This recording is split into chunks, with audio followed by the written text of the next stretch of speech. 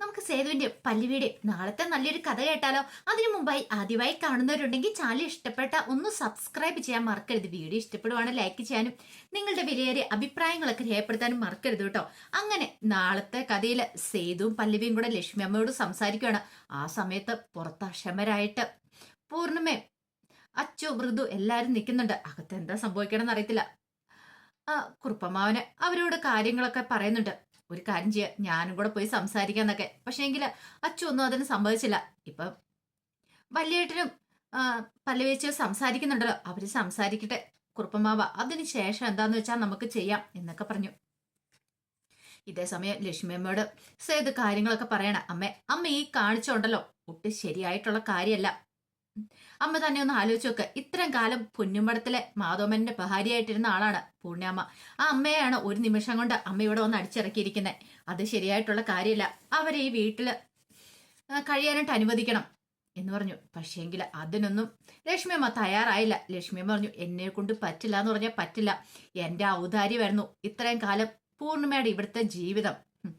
എന്റെ ജീവിതം തട്ടിയെറിഞ്ഞവളാ അവള്. അപ്പൊ പിന്നെ ഇനി അവളെ ഞാൻ ഇവിടെ കയറ്റി പാർപ്പിക്കണം അല്ലേ? അത് കേട്ടപ്പോ സേതു ചോദിച്ചു, അമ്മയ്ക്ക് ഇത് പറയാനായിട്ട് എന്ത് യോഗ്യതയുള്ളേ?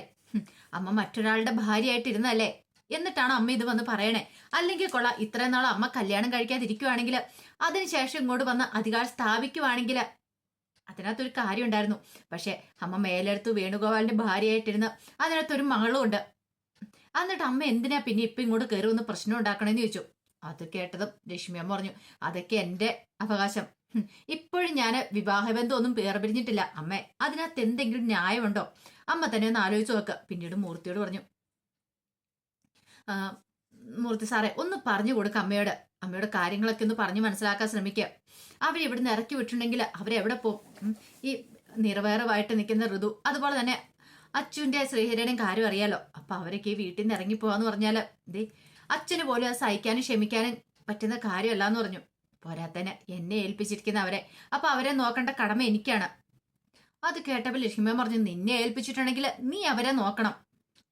അതുകൂടെ കേട്ട് കഴിഞ്ഞപ്പോ സേതുവിന് നല്ല ദേഷ്യമായി. സേതു പറഞ്ഞു, അമ്മ ഈ കാണിക്കുന്നത് ശരിയാ നമുക്ക് തോന്നുന്നുണ്ടോ? അപ്പോഴേക്കും പല്ലവി പറഞ്ഞു, അമ്മേ അവരെ ഇവിടുന്ന് ഇറക്കി വിട്ടാ അവരെങ്ങോട്ട് പോവാനാ?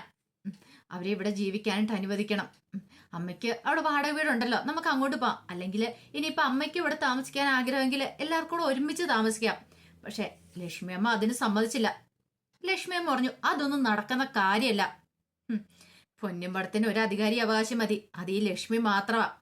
ലക്ഷ്മി എന്നും മറ്റുള്ളവർക്ക് വേണ്ടിയിട്ട് ജീവിതം ഒഴിഞ്ഞു കൊടുത്തിട്ടുള്ളൂ. പക്ഷെ ഇനി അങ്ങനെയല്ല, എനിക്ക് ജീവിക്കണം. എന്റെ ജീവിതം തട്ടിത്തെറിപ്പിച്ചു. പിന്നെ രണ്ടാമത് ഈ നിൽക്കുന്ന നീയ എന്റെ മകനായിട്ട് എന്റെ വയറ്റിൽ പറഞ്ഞിട്ട് എനിക്കിട്ട് തന്നെ പാര പണിതവനാ നീയ.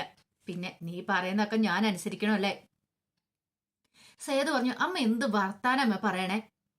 ഞാൻ അമ്മയുടെ ജീവിതം എങ്ങനെ തട്ടിയെറിഞ്ഞ പറയണേ? ഞാൻ മനസ്സാ വാച കർമ്മണം ഒന്നും അറിഞ്ഞിട്ടില്ല. എനിക്കറിയത്തില്ലാത്ത കാര്യത്തെക്കുറിച്ച് അമ്മ പറയണേ.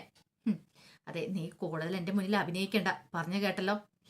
അത് കേട്ടപ്പോ സേതുവിന് നല്ല ദേഷ്യമായി. സേതു പറഞ്ഞു, ഈ വീട്ടിലെ മാധവമ്മേന്റെ മകനാണെങ്കിൽ എനിക്കും ചില അധികാരങ്ങളും അവകാശങ്ങളും ഒക്കെ ഉണ്ട്. അമ്മയ്ക്കറിയാലോ. പൊന്നുമടത്തിൽ മാധവമ്മേന്റെ മകനെ ഞാൻ പറയണേ, എല്ലാ അധികാരങ്ങളോടും അവകാശങ്ങളും കൂടിയിട്ട് ഞാൻ പൂർണ്ണിമയെ ഈ വീട്ടിലേക്ക് കൊണ്ടുവരുമെന്ന് പറയാം. ലക്ഷ്മി പറഞ്ഞ, അന്ന് അതൊന്ന് കണ്ടിട്ട് തന്നെ കാര്യം. സേതു പറഞ്ഞു, നമുക്ക് നോക്കാം ആരാ ജയിക്കുന്നേന്. അങ്ങനെ വെല്ലുവിളിച്ചിട്ട് സേതു പുറത്തേക്ക് വരുവാണ്. പുറത്തേക്ക് വരുമ്പോഴത്തേനും ലക്ഷ്മിയമ്മ മൂർത്തിയെ നോക്കി. ആ സമയത്ത് സേതു പുറത്തേക്ക് വരുന്ന കണ്ടപ്പോഴത്തേനും പൂർണ്ണിമ ചെന്നിട്ട് ചോദിച്ചു, എന്തായി മോനെ കാര്യങ്ങള്? അത് കേട്ടപ്പോ പല്ലവി പറഞ്ഞു, ലക്ഷ്മിയമ്മ അടുക്കുന്നില്ല. ലക്ഷ്മിയമ്മ പറയണേ ഇവിടെ ആരും നിൽക്കണ്ടെന്നാ പറയണേന്ന് പറഞ്ഞു. അപ്പോഴേക്കും കുറുപ്പ് പറഞ്ഞു, അതെങ്ങനെ ശരിയാവും? ഒരു കാര്യം ചെയ്യാം, ഞാൻ പോയി ഒന്ന് സംസാരിക്കട്ടെ എന്ന് പറയണ. ഇതങ്ങനെ വെറുതെ വിട്ടിട്ട് കാര്യമില്ല. പല്ലവി പറഞ്ഞു, ആര് പോയി സംസാരിച്ചിട്ട് കാര്യമുണ്ടെന്ന് തോന്നില്ല കുറുപ്പമ്മാവ. ലക്ഷ്മിയമ്മ നല്ല ദേഷ്യത്തിലാന്ന് പറയാം. അതെങ്ങനെ?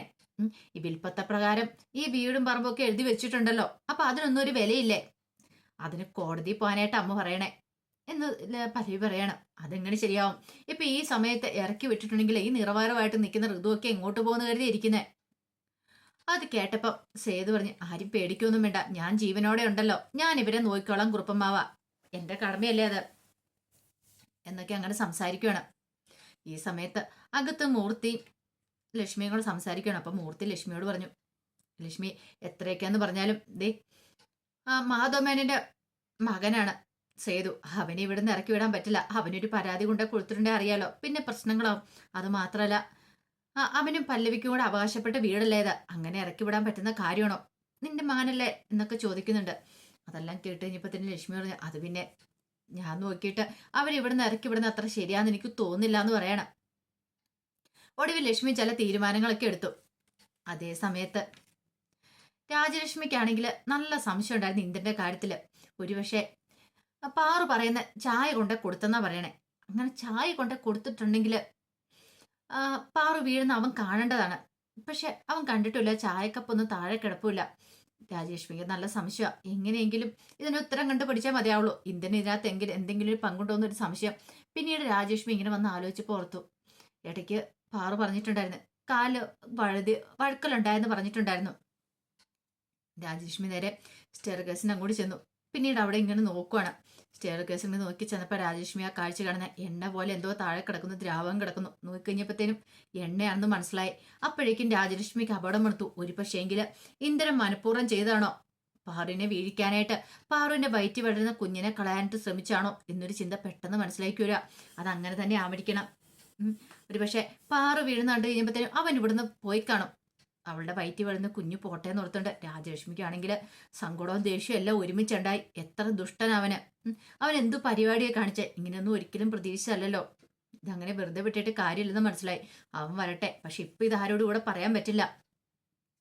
വിശ്വ പാറുവൊക്കെ അറിഞ്ഞിട്ടുണ്ടെങ്കിൽ വല്ലാത്ത പ്രശ്നമാകും ചെയ്യും. രാജലക്ഷ്മിക്ക് സങ്കടം കൊണ്ട് കണ്ണ് നിറഞ്ഞൊഴുകി. ദൈവമേ, ഇനി എന്നാ അവന്റെ മനസ്സൊന്ന് നന്നാവുന്നേ.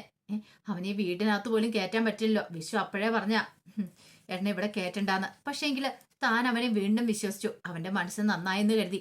എന്നിട്ടോ അവൻ വീണ്ടും വന്നിരിക്കുന്നു. അതൊക്കെ ഓർത്ത് കഴിഞ്ഞപ്പോഴത്തേനും രാജലക്ഷ്മിക്ക് ദേഷ്യം അടക്കാനായില്ല. പാറുവിന്റെ വയറ്റി വിടുന്ന കുഞ്ഞിന് എന്തെങ്കിലും സംഭവിച്ചിട്ടുണ്ടെങ്കിൽ അവനെ വെറുതെ വിടില്ല എന്നൊക്കെ രാജലക്ഷ്മി ചിന്തിച്ചു. ആ സമയം പൊന്നുമടത്തിന് മുറ്റത്ത് എല്ലാവരും ഇങ്ങനെ സംസാരിക്കുകയാണ്. എന്ത് ചെയ്യണമെന്ന് ആർക്കും അറിയില്ല. അപ്പോഴേക്കും വലിയ ആള് കളിച്ച് ലക്ഷ്മി അങ്ങോട്ട് വന്നു. കൂടെ മൂർത്തിയും കൂടെ അങ്ങോട്ട് വന്നു. എന്നിട്ടൊരു ഔദാര്യം പോലെ പറഞ്ഞു, അതെ ഒരു കാര്യം പറയാം. ഇനിയിപ്പോ എല്ലാരെയും ഇറക്കി വിട്ടെന്ന് വേണ്ട. അതുകൊണ്ട് സേതുവും പല്ലവി ഇവിടെ നിന്നോട്ടെ എന്ന് പറഞ്ഞു. അത് കേട്ടപ്പം സേതുവും പല്ലവി ഒരു അമ്പരപ്പോട് നോക്കുകയാണ്. സേതുവിനും പല്ലവിക്കും ഇവിടെ കഴിയാം. ബാക്കി ആർക്കും ഇവിടെ നിൽക്കാൻ പറ്റില്ല. ബാക്കി എല്ലാവരും ഇവിടുന്ന് പോയിക്കോണം. ബാക്കി ആർക്കും നിൽക്കാനുള്ള അധികാരവും ഞാൻ തന്നിട്ടില്ല എന്ന് പറയണം. അത് കേട്ടപ്പോൾ സേതുവിന് സഹിക്കാൻ പറ്റുന്ന കാര്യമാണോ? അപ്പോഴേക്കും കുറുപ്പാമ്മൻ ചോദിച്ചു, അത് എവിടുത്തെ ന്യായവാ ലക്ഷ്മി? അതെങ്ങനെ ശരിയാവും? ഈ നിൽക്കുന്ന പൂർണിമയാണെങ്കിലും പിന്നെ അച്ചു ഋതുവൊക്കെ ആണെങ്കിലും അറിയാലോ ആരാ എന്തായിരുന്നൊക്കെ നിനക്ക് അറിയാവുന്ന കാര്യമില്ലേ. പെട്ടെന്ന് അങ്ങനെ ഇറക്കി വിടാൻ പറ്റുമോ? ഒരു സുപ്രഭാതത്തിൽ വന്നിട്ട് നിയമപരമായിട്ട് നീ തന്നെ ഭാര്യയായിരിക്കും ഇപ്പോഴും. പക്ഷേങ്കിൽ അതെ ഈ നിൽക്കുന്ന മക്കളുണ്ടല്ലോ, ഇത് മാധവമേനന്റെ മക്കളാണ്. ഈ നിൽക്കുന്ന അവരുടെ ഭാര്യയാണ്, അറിയാലോ. അത് കേട്ടപ്പോൾ ലക്ഷ്മി പറഞ്ഞു, അത് ഭാര്യയായത് എങ്ങനെയാന്നൊക്കെ ഞാൻ ഇനി കുറുപ്പിനോട് പ്രത്യേകിച്ച് പറഞ്ഞാണ്ട കാര്യമില്ലോ എന്ന് പറഞ്ഞു. കുറുപ്പിന് മറുപടി ഇല്ലായിരുന്നു.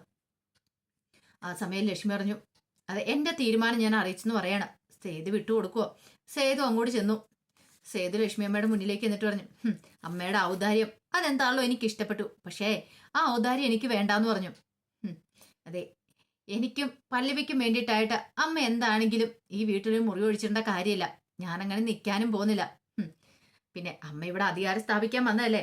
പക്ഷെ അമ്മ ഒരു കാര്യം മനസ്സിൽ വിചാരിച്ചോ, ഈ പൊന്നുമടത്തിലെ തറവാട്ടമ്മ എന്നും പൂർണ്ണാമ തന്നെയായിരിക്കും എൻ്റെ മനസ്സിൽ. അത് അന്നും അതെ ഇന്നും അതെ ഇനി എന്നും അങ്ങനെ തന്നെ ആയിരിക്കും. ഒരു സുപ്രഭാതത്തിൽ പെട്ടെന്ന് കയറി വന്നിട്ട് അധികാരം സ്ഥാപിക്കാൻ നോക്കിയാൽ നടക്കില്ല അമ്മേ. അതുകൊണ്ട് ഞാൻ ഇനി ഇവിടെ കയറി താമസിക്കുന്നുണ്ടെങ്കിൽ എൻ്റെ പൂർണ്ണാമ്മയുടെ ഒപ്പമായിരിക്കും. അല്ലാതെ ഞാൻ ഇവിടിനകത്ത് വന്ന് കയറി താമസിക്കില്ല എന്ന് പറഞ്ഞു. എനിക്ക് അങ്ങനെ ഒരു അധികാര അവകാശം ഇവിടെ വേണ്ട. കാര്യം പറഞ്ഞ ഞാൻ മാധവമ്മന്റെ മകനായിരിക്കും. പക്ഷേങ്കിൽ അത്ര നാണം കെട്ടവനൊന്നും അല്ല ഞാൻ. അറിയാലോ, എൻ്റെ അച്ഛനങ്ങനെ ആരുടെ മുന്നിൽ തലകുനിച്ചിട്ടൊന്നുമില്ല. അതുപോലെ തന്നെ ഞാനും എന്ന് പറഞ്ഞിട്ടങ്ങ് ഇറങ്ങുമ്പോഴത്തേനും പൂർണ്ണം പറഞ്ഞു, മോനെ സേതു നീ ഇവിടെ കഴിഞ്ഞോ, ഞങ്ങളെ എവിടെയെങ്കിലും പോയിക്കോളാന്ന് പറയാം. അതെങ്ങനെ ശരിയാവുമേ? അതൊന്നും ശരിയാവുന്ന കാര്യമില്ല. നിങ്ങളെയൊക്കെ ഇവിടെ വലിച്ചെറിഞ്ഞിട്ട് ഞാൻ അകത്ത് കയറി സൂചിച്ച് ജീവിക്കണം, നടക്കുന്ന കാര്യമല്ല എന്ന് പറഞ്ഞു. അപ്പോഴേക്കും പൂർണിമ കുറുപ്പമ്മനോട് പറഞ്ഞു, കുറുപ്പേട്ട ഒന്ന് സംസാരിക്കുക. സേതുവിനോട് പല്ലവിയോട് ഇവിടെ നിൽക്കാൻ പറ. വെറുതെ എന്തിനാ? അത് കേട്ടപ്പോൾ സേതു പറഞ്ഞു, ഒരിക്കലും ഞാൻ നിൽക്കില്ല കുറുപ്പമ്മാവ, എന്നെ കൊണ്ട് അതിന് കഴിയില്ല എന്ന് പറയണം. അമ്മയും പിന്നെ എൻ്റെ പെങ്ങന്മാരെ എൻ്റെ കൈയുള്ള അച്ഛനെ ഏൽപ്പിച്ചിരിക്കുന്നത്. അവരെ നോക്കേണ്ട ഉത്തരവാദിത്തം എനിക്കാണ്. ആ അച്ഛന്റെ മോനാ ഞാൻ. അപ്പൊ എനിക്കും ഇല്ലേ ചില വാശിയും കാര്യങ്ങളും. അങ്ങനെ ഇവിടെ കയറി പാർക്കാനായിരുന്നെങ്കിൽ എനിക്കത് പണ്ടേ ആവായിരുന്നു. ഞാൻ ഒരിക്കലും ഒരു സ്ഥാനമാനങ്ങളും മോഹിച്ചിട്ടില്ല എന്ന് പറഞ്ഞു. അതിന് ഒരിക്കലും എന്നെ കൊണ്ട് പറ്റത്തുമില്ല എന്ന് പറയണം. ഈ സമയം ലക്ഷ്മിയും മൂർത്തിയുടെ അകത്തേക്ക് കയറി പോയിട്ടുണ്ടായിരുന്നു.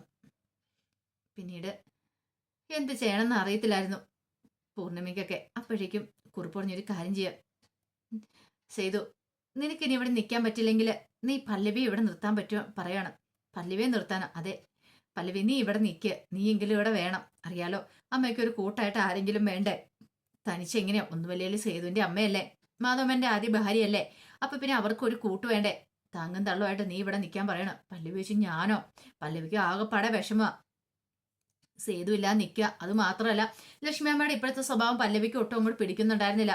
എന്ത് ചെയ്യണമെന്ന് അറിയത്തില്ലാത്തൊരവസ്ഥയായിപ്പോയി പല്ലവിക്ക്. ഒടുവിൽ പൂർണ്ണിമയൊക്കെ അങ്ങനെ തന്നെ പറഞ്ഞു, പല്ലവിക്ക് നിൽക്കാൻ താല്പര്യമാണെങ്കിൽ നിൽക്കാനായിട്ട് പറയണം. അങ്ങനെ ഒടുവിൽ പല്ലവി അവിടെ നിൽക്കാൻ തന്നെ തീരുമാനിച്ചു.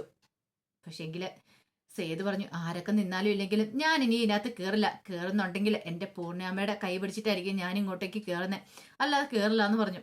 ഈ സമയത്ത് പൂർണ്ണിമയ്ക്ക് ഭയങ്കര സങ്കടമായിപ്പോയി. കാരണം പെറ്റമ്മയല്ല വളർത്തമ്മയാണ്. എന്നിട്ട് പോലും അവൻ തന്നോട് കാണിക്കുന്ന സ്നേഹം, പക്ഷെ ഇവന്റെ സ്നേഹത്തിന് യാതൊരു യോഗ്യതയില്ല പെറ്റമ്മയായ ലക്ഷ്മിക്ക്. കാരണം അങ്ങനെ ഉണ്ടായിരുന്നെങ്കിൽ അവര് പണ്ട് സേതുവിനെ അംഗീകരിച്ച് ഇങ്ങനെ ഒന്നും സംഭവിക്കത്തില്ലായിരുന്നു. സേതുയെ കുറ്റപ്പെടുത്തി ഒറ്റപ്പെടുത്തി നിർത്തത്തൊന്നും ഇല്ലായിരുന്നു.